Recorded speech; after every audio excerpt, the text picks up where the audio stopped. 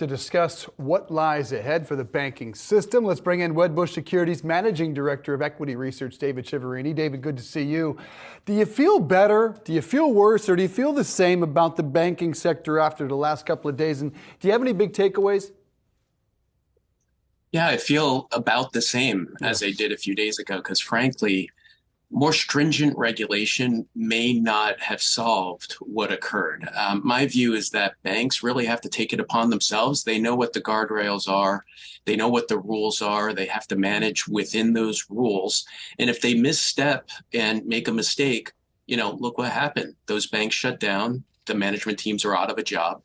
And those are the consequences. Now, with all of that said, I am expecting a few things to come, out of these hearings, and especially in the wake of the disruption of SVB and Signature Bank. I expect liquidity coverage requirements could go up, capital requirements very well could go up. And an important one is unrealized losses on securities portfolios are excluded from regulatory capital. We very well may see a new rule where those unrealized losses may have to be included in regulatory capital calculations. That way, what happened with SVB, a red flag would have been raised much sooner. So those are the few main things that could come out of this. But David, do they need additional regulation to catch what happened with SVB? And that was at the core of the last couple of days. And again, Jen laid it out pretty well. Democrats say more regulation is needed, and Republicans say they had everything they need. What say you?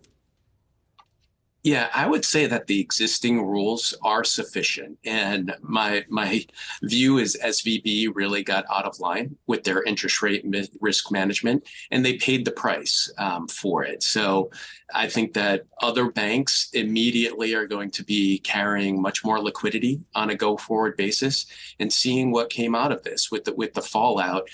Banks that were kind of teetering on the edge of the liquidity requirements are going to keep much more liquidity on hand going forward. So I'm not expecting any wholesale changes to come out of this. The few things I mentioned, are probably on the table, but I'm not expecting any of them to actually go through and be changed. David, what's your reading just across the board when it comes to regional banks? Are you still confident that they are positioned well, that maybe some of the fear that we have seen within the banking system, that has simply been much to the overblown side?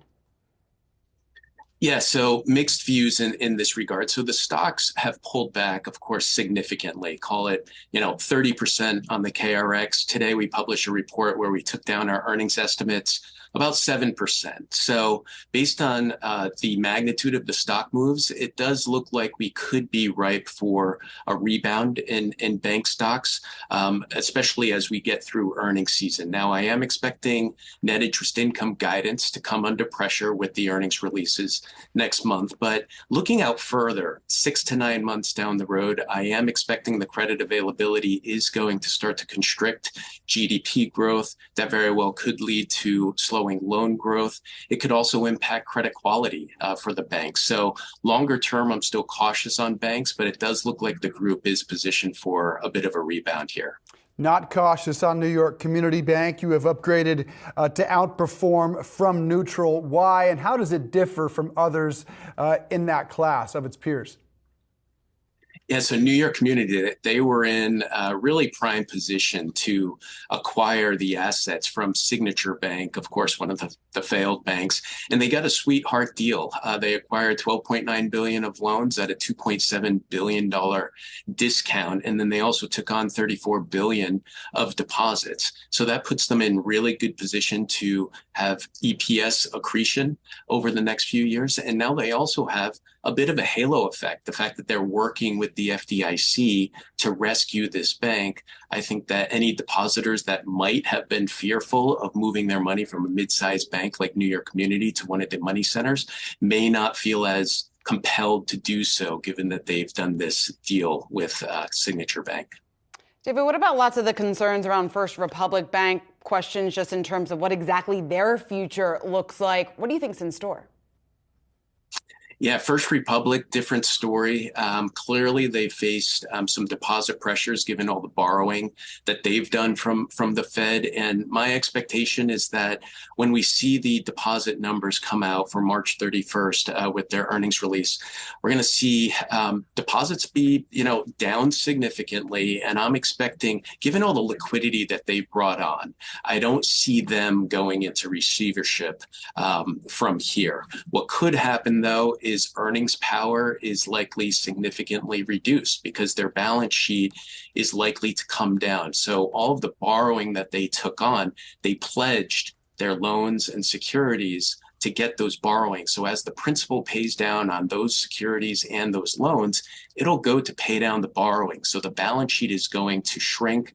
We expect that their costs base is going to have to be restructured. We very well could see some layoffs to get the company in a better position from a profitability standpoint. So earnings power really being under pressure here is the main story with First Republic, and it's likely to occur over several months and quarters as opposed to over the next couple of weeks. And David, real quick here. So that's the story with the smaller and mid-size regional bank plays. What about the larger U.S. banks? Because as we've seen deposits flow out of these smaller players, a lot of those are being allocated to the larger banks. Which one, in your view, is best positioned?